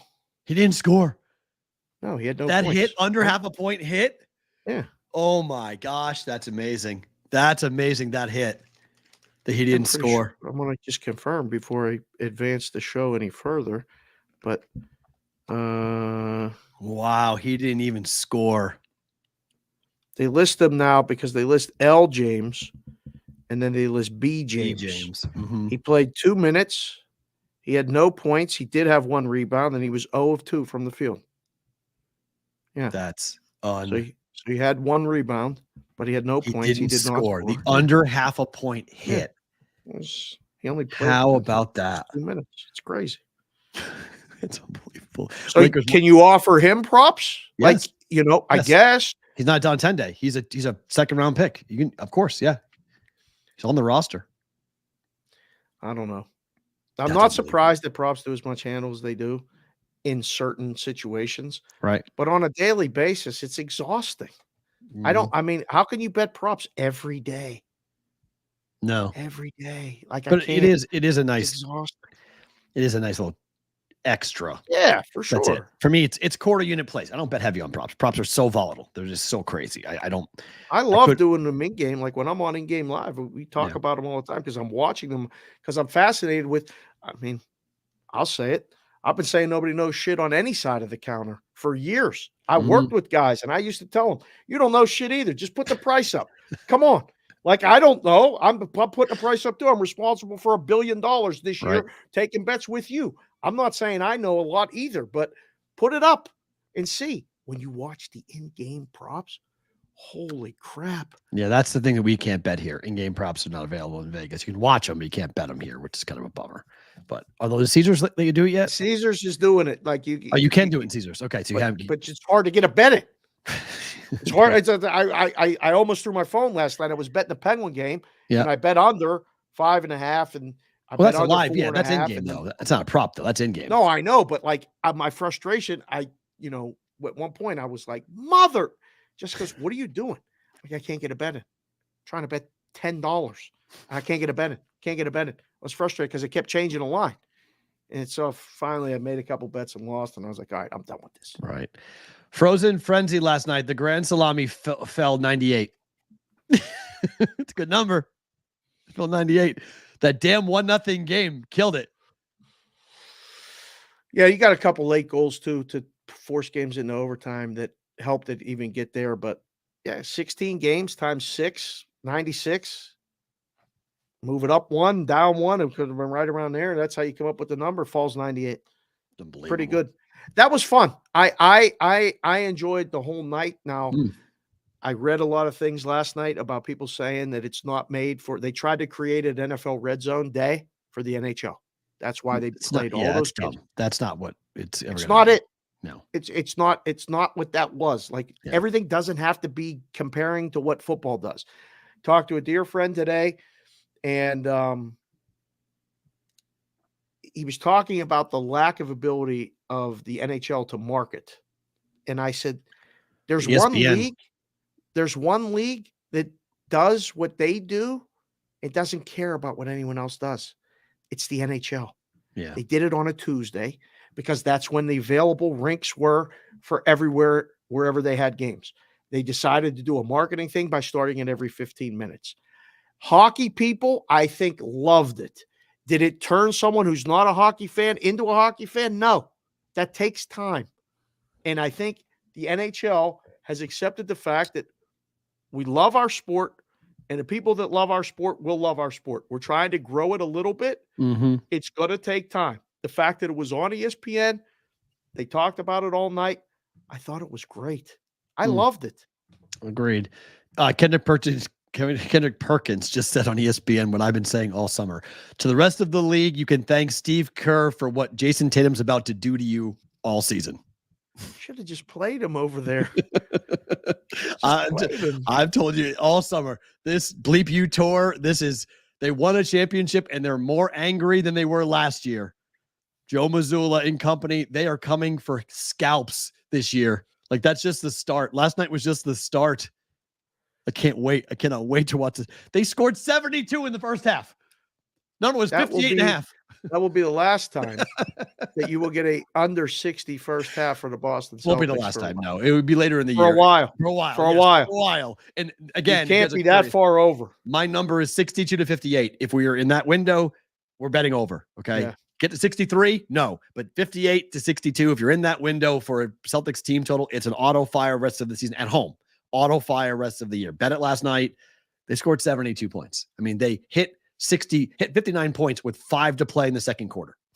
Like, ridiculous. I looked down. There were 7 minutes left in the second quarter, and they had 54 points. I said, there's 7. I was on with Wetzel, and I said, you aware? And he goes, how could I forget? That was such a good prop last year. You were telling me about it. You and Matt were doing it. I'm like, yeah, there's 7 minutes left. The number was 58.5. I don't know what it is now. And I opened it up and it was off right when I looked at it. And I was like, yeah, okay. Nah. I don't know who they're playing next, but at home, it ain't going to be under 60. It ain't going to happen. Not anytime soon. No, it's going to be, they play on the road against Washington and then Detroit. They play Milwaukee on Monday at home. Wow. They play a lot of games on the road. Boston opens up 2 games on the road, then home for Milwaukee, and then 4 games on the road. And then November the 6th, I wish I could bet it right now, Celtics hosting the Golden State Warriors Wednesday night on ESPN. they're going to nuke that team. They're going to beat they're going to try to beat the Warriors worse than they beat the Knicks last night. Now, sometimes you try too hard. That 13 missed shots was because they were pressing. They weren't shooting. They were trying to break the record. And they also altered after the game. They shouldn't have asked. It was like a no-hitter. Don't ask. Like somebody asked, hey, how far away from we from the record? They said 2, and they got 1, and they never got the second one to break the record. Yeah. So, but that game with the Warriors at the Celtics, oh my. I don't know. I said it on Monday or Tuesday. Today's Wednesday. Yeah, I said it yesterday about the Chiefs and the Ravens. Who's going to beat them? Mm-hmm. I was saying it last night. I was literally looking at the prices going, man, I'd be bumping everybody up. Come up. You want to bet the Heat to win the East? Come get it. I would have the best price in the world right now. Go. I can't wait to see how that goes. Let's get some college football and NFL stories. Again, I'm asking the question, is there a reason that totals of 60 or more in college football are now 87 and 50 to the under? Are we going to do this every Wednesday? Yes. It's the clock.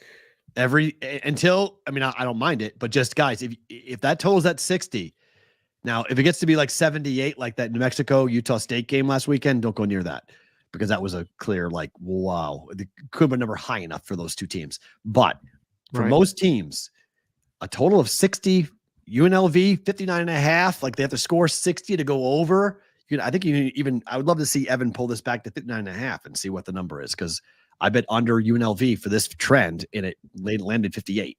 Like it just got there. Syracuse Pitt tomorrow night, 62.5. Under. Ooh. Under. Really? Under. We saw Syracuse play. Syracuse wants to run the ball.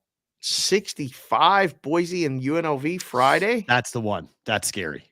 65? Yeah, because how many points? The crossing guard asked me today. I'm walking Madeline across the street. Crossing guard says, Matt, how many points is Boise scoring on Friday night? 38. I said 35. And so he said, I said 35. He goes, all right, 35. So how many points is UNLV going to put up? I was like, I don't know. I hope 36. He was like, so we're betting over. I was like, probably, yeah. You're probably betting over. So that was the question with Boise. Like how many, I don't know how many points UNLV's defense can hold Boise to. It's going to be tough. It's going to look like an NBA game, I think, on that turf. 44-41 was the final score against Syracuse. Going to be damn close to that. Which is great because Madeline will be in love with it because we'll be there Friday night. And Madeline, she thought it was the greatest thing ever with all the ceremonies and touchdowns and celebrations and fireworks going off. Couldn't have picked a better game to take her to the first one. She was in love with it. I came by at halftime and saw she had a smile on her face. You guys were right next to the band. It was loud as hell. So now we're on the other side. Now I got tickets same distance from the band, but now we're on the UNLV side, so we're not surrounded by all Syracuse people. I picked the wrong side last time. I didn't realize. Okay, so we were surrounded by Syracuse people. The Boise fans are fun though. I've been to a couple bowl games here when they're all Boise fans. They're a lot. I mean, they got a little heated at the basketball games in the past, but it's going to be heated. That's why I don't want to be. It's got a chance to be really heated. Like this is a nationally ranked team. This is the biggest game for UNLV in forever. Yeah, it's going to be fun. Syracuse was big, but that was a non-conference game. Right. This is a conference game. Oh, this is for all the marbles. Yeah. Yeah. This is huge. I cannot wait to watch this game. It's going to be so fun. Ole Miss is laying 20 on Oklahoma. Oklahoma hasn't been this big of a dog since 1997. What the hell is going on at OU? Brett Venables as a single-digit. How about this number? Brett Venables as a single-digit favorite or a dog is just 5-11 ATS. The only time Oklahoma wins is when they're favored huge, and then they blow out who they're supposed to blow out. Right. So this is almost like lay it with Ole Miss. Like Kiffin and company are going to go destroy Oklahoma. Again, sometimes in college you just don't have the tools. You don't have the necessary roster, talent, whatever it is. I don't know. Wow, it's a team that's quit. Oklahoma quit on Venables. Ooh. They stink. That's why. Some team needs to hire Lincoln Riley as OC and Brett Venables as DC. Yep, neither are good head coaches. Fair. It's a good point, LL. So far, OL, that might be right. Yeah. They both could do it. Colorado won as a road dog last week at Arizona. Just the third straight up win as a dog under Coach Prime so far. However, as favorites, they are 6-1 straight up under Coach Prime. They're laying 5 against Cincy this week. Sanders needs to win the Heisman. He's got to be on a good team to win the Heisman. Got to keep winning. I don't know. I really don't know. I think it's a lay it before anything. I don't think Cincinnati's going there to win that game. Over. Really? That game's an over. What's that total? High. 57.5. Over. I don't know the first thing about Cincy. I haven't seen them play 1 second of any game. I don't know enough to know what I don't know. It's Colorado. It's over. They just score. How about this? Nebraska's catching 25.5. It should be a half, not 0.6. Sorry, that should be a 5. 25.5 on the road against Ohio State. What do you... Hold on, you froze. Pause. Snap. Look at that. That's a thinking Matt face right there. Look at that. Very serious. You were very serious on that freeze. All right, you're back. Go ahead. What do you make of Matt Rule as a head coach in college football? Because the numbers are absolutely embarrassing for him at the moment. 16 consecutive losses to a ranked team. He's 2-21 straight up against ranked teams as a head coach in college football. That's not good. 2-21. I know enough to know that that's not good at all. He was supposed to be the savior. Can they even keep this kind of close against Ohio State on the road? How many points they score against Illinois? Against Indiana? They got smoked, 10, right? Yeah. How many points are they going to score against Ohio State? 0. You calling a shutout? I mean, look what Oregon did last week. It might not be more than 10. So if you think of 38, Oregon shut them out. I mean, is enough for Ohio State. This is the week before the Penn State game, though. Mm-hmm. Just a lot of people will go to that. I don't really put much stock into that in situations where they already have a loss. Right. Like Ohio State's playing with style points every game now, too, after losing. So what are they going to do? Score 30 and just, let Nebraska get 14 and just win but not cover? Right. I think they're trying to score 50. Miami's laying 21 against Florida State. First time Florida State's a dog for 4 straight games since 2021. However, Miami at home is just 9-18-1 against schools from Florida. They're 7-0 to the over this year. Total is 54.5. But can Florida State score? Again, said it after they lost that second game. Florida State has the uniforms and they play in the same school and all that other stuff. That's not your dad's Florida State. That's not your grandpappy's Florida State. That's a bad football team, man.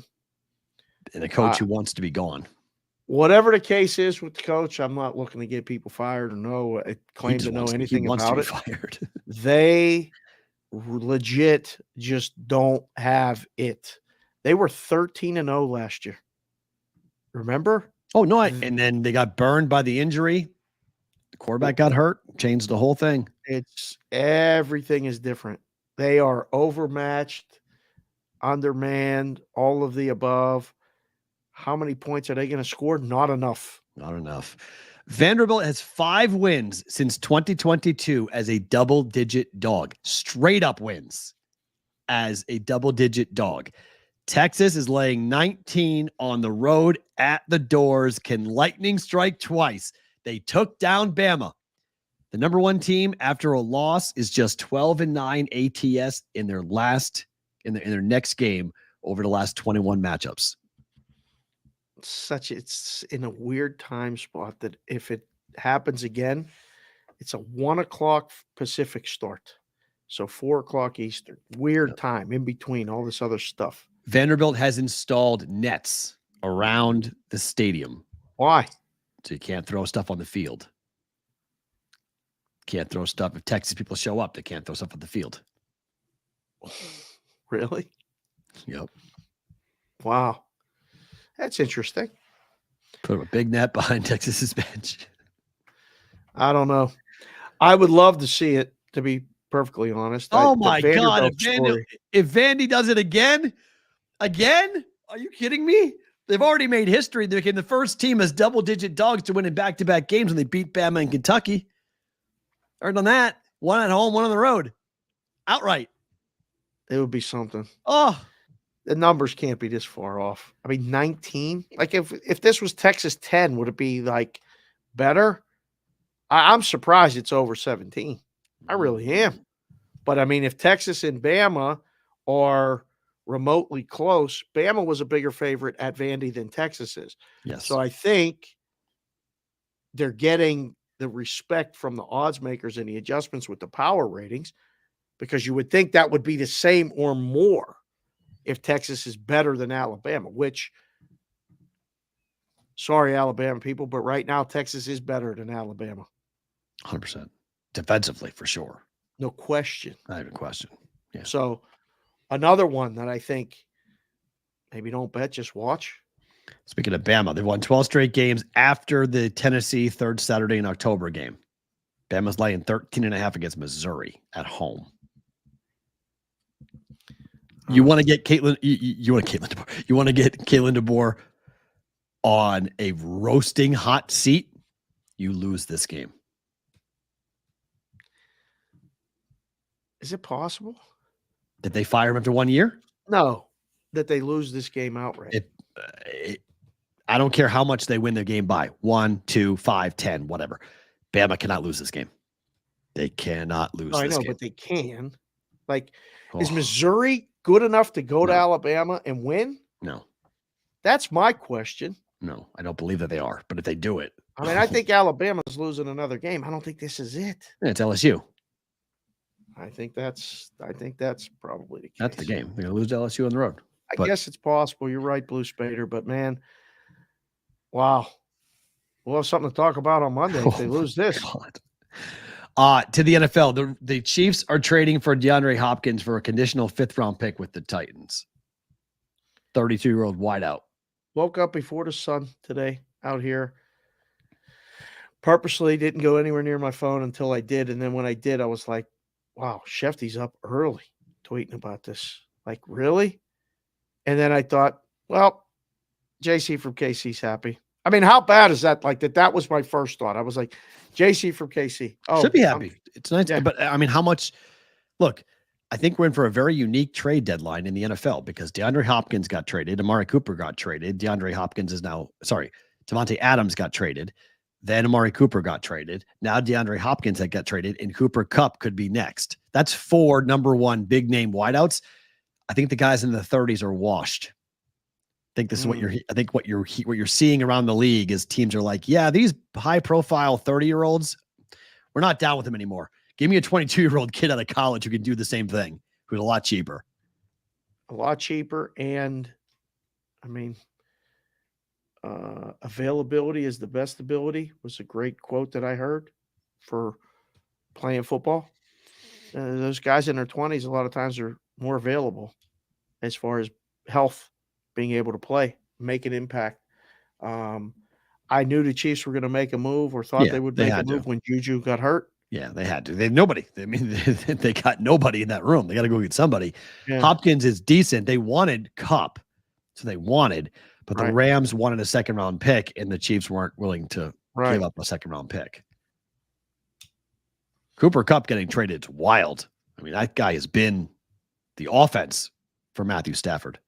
Him going to the Chiefs would have really been like, hey, Madon, really? I don't know. D-Hop can still catch the ball. We'll see. I mean, it can only help, right? It's not a reason to bet against them, is it? No.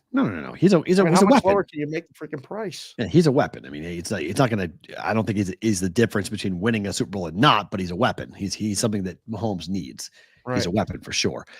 In the NFL wildcard era, unders are off to their best starts, 64, 41, and 1.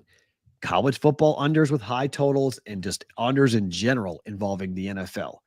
Lack of offense, too much refereeing. What's the quarterback play? What's your rationale for this? Quarterback play, number 1. 2, these teams are so good at the red zone defense. They are so good. How many more turnovers are we seeing in the red zone? A lot. Right? Interceptions in the end zone used to be the exception. It happens way too often now. Try to Way too often. And tight window. You said it a month ago on this show. Kickers are amazing. There's no pressing need to, go for it on fourth down, despite some teams do it all the time. We'll kick a 52-yarder. Kick it. That should make scoring go up, but it hasn't for some dumb reason. It becomes a field goal fest versus Correct. scoring going up. It's just a field goal kicking contest for a lot of these games. This is interesting, though. Last 25 years, only 3 seasons saw more overs than unders. Yeah, people used to make fun of me because, like, Dave, why do you always like the under? There you go, right there. Last 25 seasons, only 3 of them saw more overs than unders. Unders come in more. Yep. Welcome to the NFL. If the Panthers don't cover this week against Denver, they're 9-point dogs. They become the first team to start 0-6-1 against the number since 1998. That's without 7 weeks, without a single cover. Panthers are entering historically bad territory. Jeez, who did it in 1998? Washington. I was still down in oh no, I'd come back for football season. I was back home. I don't remember that. How bad they were. 7 weeks, no covers. Pretty bad. Just open up a business, give out picks against Carolina. There you go. Just keep on pushing and pushing. The Chiefs are here in Vegas this week. Mahomes is 16-0 straight up on the road and neutral against the AFC West. And he's 20-0 straight up when the line has been 5 points or more. You want to bet money line? Bet the Chiefs money line. There's, I don't want to say zero chance because there's always a chance, but the Chiefs aren't losing to the Raiders this weekend. What's the number? 10. It's now 10? Minus 10. How expensive is the money line? Oh my, minus $5. Yeah. It's a $5 bet. Yeah, forget about it. Woo, baby. 41 is the total. 10-point spread, 41 is the total. Don't see that very often. Goodness gracious. Yeah, that is not. Before we let go of our replay, our audience on replay, you guys are getting one more segment before we get to bonus time, and it's a return of something we haven't done in a little while.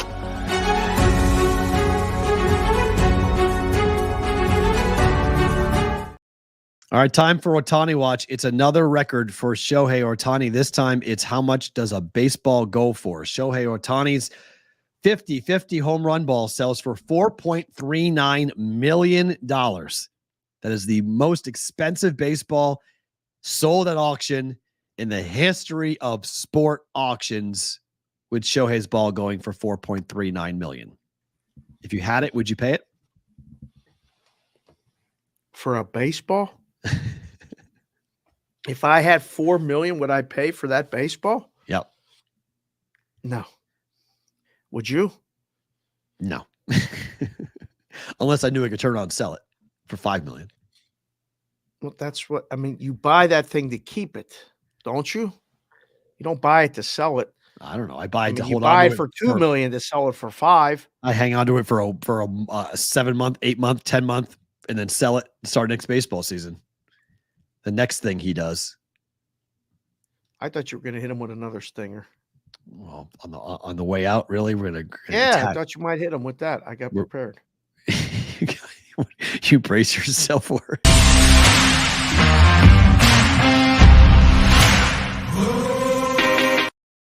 Everybody love it. Everybody at 2:45 in the morning just popped out of their lazy boys going, what the hell was that? Yeah, that's the proxy service stinger. Love it. Yep. Crank it up, Mr. Anderson. On that. So, I mean, gosh, if you bought that thing, what do you do with it? Like where do you put a $4 million baseball? In a vault? Do you put it on your mantle? Like, what do you do with that? Because it's a cool thing to look at, but it's also like a really obnoxious thing to say, I have enough money that I'm going to buy a baseball for $4.3 million. I mean, you can't leave it on the mantle. Right? I mean, otherwise you have to have a moat and an armed security guard in front of your house. Right, guarding it.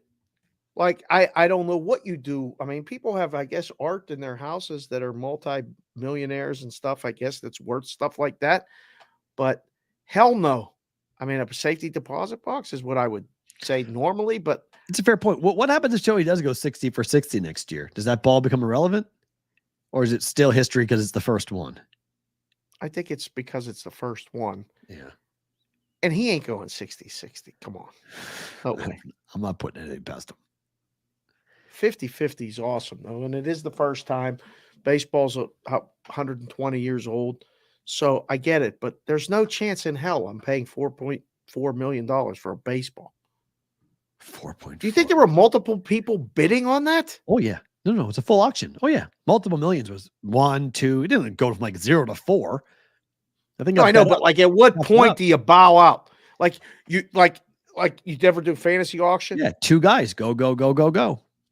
Yeah, I look over at you and say 4 million, and you go 4.1. I'm like, They pushed against the Raiders. They didn't cover. They pushed that game.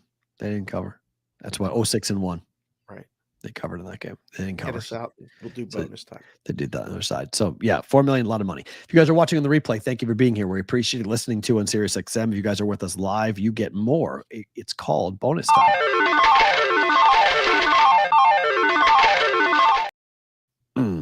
It's a lot of money. Good point, King of Car Seats. If you bought a $4 million baseball, you keep it on your private island. Fair. We may change the name of the island to Shohei Baseball. Right. I wonder who bought it. All right. NBA games tonight. We mentioned Philly and Milwaukee. What do you do with this investigation? 2 stars aren't playing. Home opener for the Sixers. Over? Maybe. I just played over. I don't know. I'm high in the Bucks this year. This will be. In terms of a fuck you tour, we had obviously the Celtics with it. I think the Bucks could be on one, at least in the regular season. I think the Bucks are going to be like, you guys do remember that we were pretty damn good for a while. We won a championship, right? We still have 4 guys. We still have Brook Lopez. We still have Giannis. Middleton. We still have Middleton. And we have now we have Dame. Like, we got 4 guys who can really play. And our guys are playing. You guys are not. Give me Milwaukee. Yeah, I mean, this is a tall task for the Sixers. I can't believe the line because it was the other way and all that other stuff. But without Embiid, the Sixers are very, very not competitive. A lot of times. Where are you on the on the Pacers this year? I bought their over wins last night. What was it 45, 46? 48. Wow. Okay. I like them a lot. I think the Pacers are going to, I think tonight, team total Pacers over. We'll get to it and better to book it. But I like the Pacers a lot. I tried to find unders last night. I tried to I kind of hone in. I had 6 different futures I was looking at, and there were 5 overs and 1 under. And I couldn't like the under. And I was like, I just can't lay under 19.5 point wins. It's such a low number. 19.5. I was like, I can't do it. Oh, in season wins? Season wins, yeah. It's hard to find unders in the NBA. I can tell you this, when I used to make the numbers and put them up, people didn't really bet the unders. Yeah, it's hard. So I like the Bulls to have a better year than they think. I think the Bucks are going to have a better year than people think, and I think the Pacers are going to have a better year than people think. Bet the over on all 3 of those over. Yeah, the Pacers I like a lot. I like the way they played last year, and I was kind of rooting for them to be the team to take the Celtics down, but realized that after they took their best punches, they weren't going to be able to do it either. Yeah, they're going to be good. Team total was 118.5 for tonight against the Pistons. For the Pacers? Against the Pistons. Okay, sure. Thanks. Appreciate it about that. Memphis is at Utah tonight. Where are you at with Memphis? Don't know. This is why it's on here, because I can't bet this. I was staring at this going like, I don't know what to make of Memphis. I have no idea. I think they're on that kind of like, let's prove something. They always are. It's Memphis. No, I know, but like after all the stuff with Jaw and the gun and all that other crap last year and whatever, I think I think people forget that they've got Jaren Jackson and John Morant on their same roster. Right. They forget that Memphis is still pretty good. I think Memphis is going to be good. I do. So, I'd lean Memphis in this game. Where are you on Phoenix? They're laying 5 at the Clippers tonight. Got a soft spot for the Suns.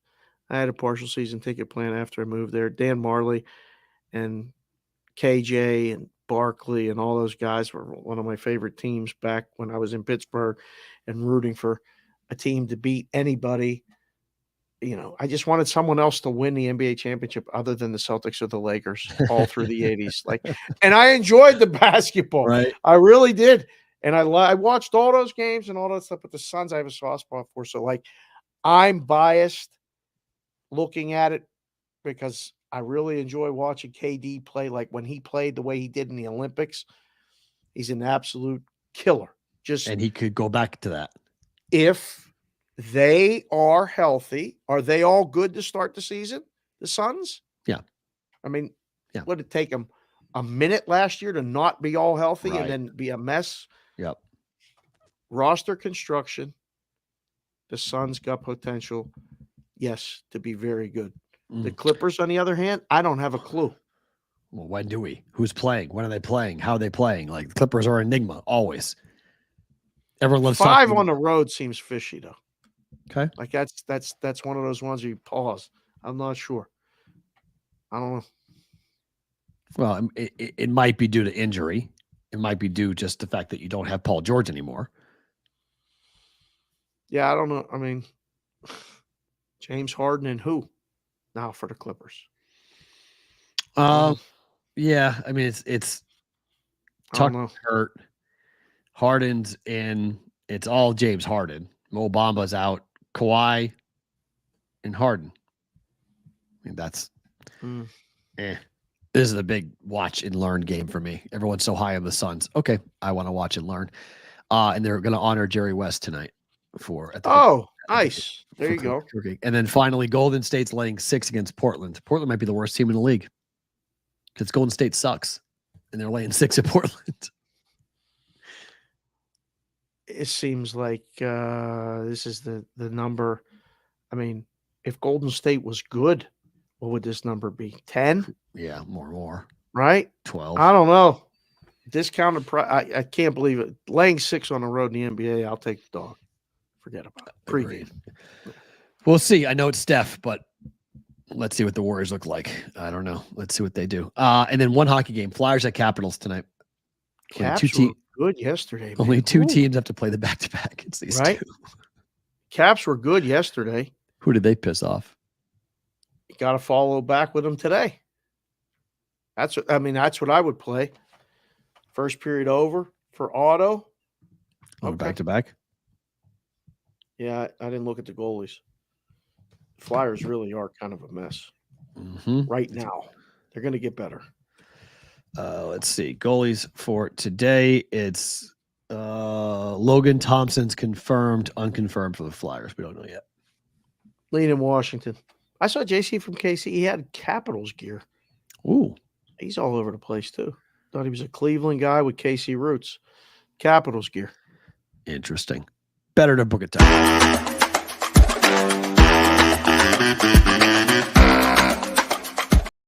All right, we're going better to book it over 118.5. Pacers against the Pistons. The Pacers averaged 123.5 points per game last year. I don't see them slowing down against the Pistons. Right. Yeah, this is a bet. Okay. And then Bucks minus 3.5 tonight against the Sixers. Would have bet money line. If I'd had the conversation that we had today with Alex, which is my favorite thing about today. If we had that conversation yesterday, this would be a money line Bucks play, but instead it's just a 3.5 point number play. Right.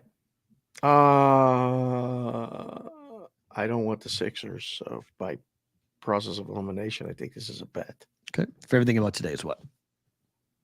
Can I say we're going to Del Mar next Friday? Sure. If you want to make the announcement, sure. So tomorrow we'll do it. We'll do it on the show tomorrow with a graphic package and everything else. And we'll do a whole thing to tell you guys what we're doing. But we got that right before the show started today, so there wasn't any time to get that done. But yeah, literally this morning we found out that for not being a horse guy, which I still am not a horse guy, but I love the tracks and I love the guys that are horse guys. Well, you've sold me on Del Mar now since I've known you. You've been trying to get me to go to this track. So now we're going to Del Mar to do a show from the paddock. So, I mean, we had Dubsy on the show yesterday on Sports Grid, and I mentioned to him as we were signing off his segment, I said, "Hey, I'm stay ready next week. You're going to be in San Diego." And he said, "Yeah, absolutely." So we may hook up with Dubsy. Phenomenal. Friday. I said, "When are you going?" He's like, "Friday morning or Friday afternoon." I said, "Go in the morning." Yeah, go in the morning. I said, "What do you mean?" I said, "Just go in the morning." And he's like, "Why?" I said, "I'll tell you later," because I didn't know. Yeah, Because right. I didn't really think it was possible. But the text this morning came, "We'll be at Del Mar for the first day of the Breeders' Cup." It's such a great lesson, guys. Just ask. Yeah. Like it's a lesson for dating. It's a lesson for life. It's a lesson for a lot of things, business and whatnot. Just ask. Like we just asked. We just said, Trying to explain this to my wife. She's like, "Well, how did this come about?" And I said, "Well, we asked. they asked us about having Randy on the show and Todd on the show. And it was like, yeah, we'll do all of it. We'll come out. Can we come out?" "Wait, you guys would come out?" "Yeah." "Well, let me check and see if we can do it." So hopefully we're going to have a hard wire. We're good. I'm not worried about any of that stuff. I think we're good. He on the phone. It was hysterically funny. I was picked up Madeline, and we were driving. He had just picked up his kids, and he was food shopping, and we were just having conversation. And he was just like, "That's all you need?" I was like, "Yeah, that's all we need." It's like, "Oh, done. We'll do this. Let's go." Done. He's like, "I'll get back to you guys for sure, but like, that's all you guys need." I'm like, "Yeah." I'm like, "We'll be on a plane Friday morning. We'll fly right out. We'll come over. We'll stay all the way to the night and fly back Friday night. Be back for the practice service on Saturday, and we're all good." Traveling road show. So we're going west, boys. At least I can't wait. I fucking love San Diego. I love that town. The food's amazing. The weather's incredible. The ocean. Yeah, but we're not going on vacation. It's okay. We're going for a day. Coming back. Yeah. Isn't the line? It's where the surf meets the turf. Isn't that the whole thing with Del Mar? You can see the ocean from the track. So then whole time. That's it. Yeah. So I'm going to see the ocean. Yeah, without a doubt. Yeah. In October. Actually, November 1st. Oh, right. Sorry. Friday, November 1st. So, right. yeah. So we'll be there. If you're out and about in that part of town or in San Diego, if you're going to the Breeders' Cup, we're going to be there. We're going to be there Saturday or Friday.